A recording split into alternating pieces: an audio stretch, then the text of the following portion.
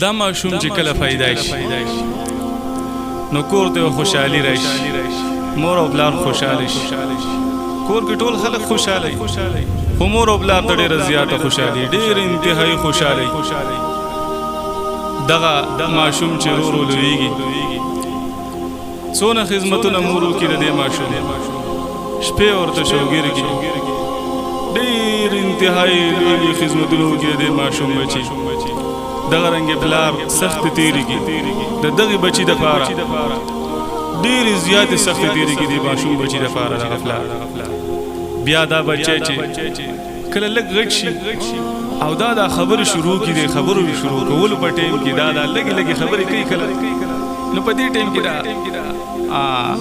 پلار ډېر زیات خوشحاله دا ماشوم یې د لاس ونیولی، دا ګرځوي، دا خپل خپلوانو ته ورولي، دا کور کې په دې نور مور او پلار باندې دغه رنګي په ډېرو ملګرو باندې په دې باندې ګرځوي. وایي ګوره زما بچي خبرې شروع کړي، څومره ښایسته ښایسته خبرې کوي، الله اکبر، څومره خوشحاله وي، څونه ښایسته خبرې کوي. راشي تاسو زما د بچي خبرې واورئ، تاسو زما د بچي خبرې واورئ، څونه ښکلې خبرې کوي.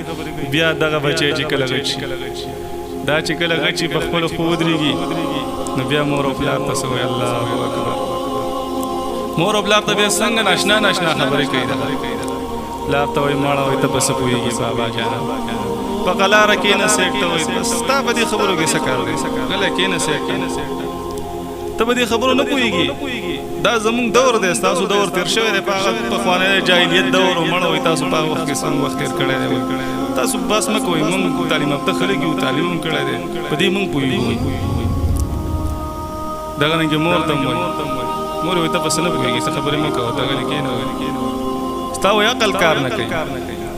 دغه رنګې یو ماشوم د پلار سره ورسره دی او دا پلار یې په بټي کې کار کوي، یو کارغه راځي، دا ماشوم وړوکی دی، پلار ته وایي بابا جانه دا څه دی، پلار ورته وایي کارغه دی، بیا ورته وایي بابا جانه دا څه دی، کارغه دی. دا مسلسل تپوس کوي د خپل پلار نه، وایي دا څه دی، هغه ورته بار بار دقه یو جواب ورکوي چې هله بچې دا کارغه دی، بچې دا کارغه دی.